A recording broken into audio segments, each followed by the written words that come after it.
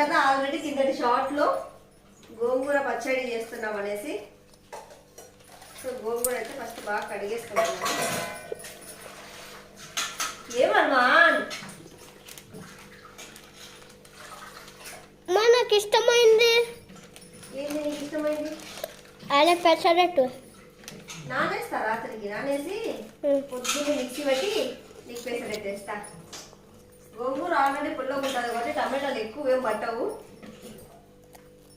So పచ్చిమిర్చి బాగా ఘాటుగా ఉండాలి, దండిగా ఉండాలి గోంగూర పచ్చడికి. ఎందుకంటే ఆ పులుపుకు ఈ సప్ప ఉండిందనుకో అస్సలు బాగోదు, ఇంకా పచ్చడి దరిద్రంగా ఉంటుంది.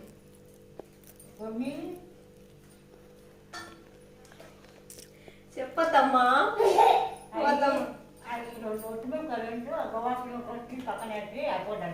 నీకు